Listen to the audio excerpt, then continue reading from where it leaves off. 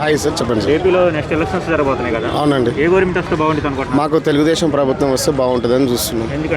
ఎందుకంటే తెలుగుదేశం పార్టీ చాలా అభివృద్ధి చేసింది. గత కాలంలో కూడా 1995లో కూడా ఈ పార్కు కట్టింది కూడా నారా చంద్రబాబు నాయుడు గారు. బాగాలేదు. ఎక్కడ ఏమి సమస్య ఇచ్చిండు చెప్పండి? ఎక్కడ ఏమి సృష్టించినాడు సంపదలను? వైద్య రంగం బాగా చేశాడు. ఎక్కడ చేసిండు వైద్యరంగం? విద్యారంగం ఎక్కడ జాబులు ఇచ్చిండా? స్టూడెంట్స్కి ఏమైనా ఇచ్చిండా? ప్రశ్నిస్తే చంపడం పెట్టిండు, కొట్టడం పెట్టిండు, జైలుకి పంపించడం పెడుతుండు. విద్యార్థులను కూడా జైలుకి పంపించిండు.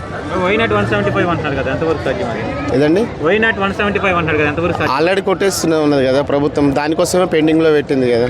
అంటే ఎమ్మెల్యేని కూడా మారుస్తున్నారు కదా జగన్మోహన్ రెడ్డి గారు. మార్చినంత మాత్రం గెలవరు, ఖచ్చితంగా ఓడిపోతారు. ఎందుకంటే మేము గెలవని ఉద్దేశంతో మార్చినాం. మా ఎమ్మెల్యేలు మారిననే ఉద్దేశంతో ఓడిపోవటానికి ఒప్పుకోలేక అట్లా చేస్తున్నారు. ఇప్పుడు చంద్రబాబు నాయుడు గారు పవన్ కళ్యాణ్ గారు కలవడం అనేది ఏపీ ప్రజలు ప్లస్ అయినంటారు. ప్లస్ అండి. అది ఏ విధంగా ప్లస్ అండి? ఏ విధంగానంటే జగన్మోహన్ రెడ్డి ఓడిపోవాలంటే అక్కడ ఉన్న ఆంధ్ర ప్రజలు బాగుపడాలంటే చంద్రబాబు నాయుడు వస్తేనే ఆంధ్ర కొంచెం బాగుపడుతుంది. రాజధాని లేదు, రాజధాని కట్టి చూపిస్తాడు. పోలవరం నేను కట్టి అని చెప్పాడు, కట్టలేదు. చంద్రబాబు నాయుడు వస్తే కట్టి చూపిస్తాడు. అంటే ఇప్పుడు టీడీపీకి పోయినసారి ఒక 23 సీట్లు వచ్చినాయి కదా, ఈసారి ఎన్ని వస్తాయి అనుకుంటున్నారు?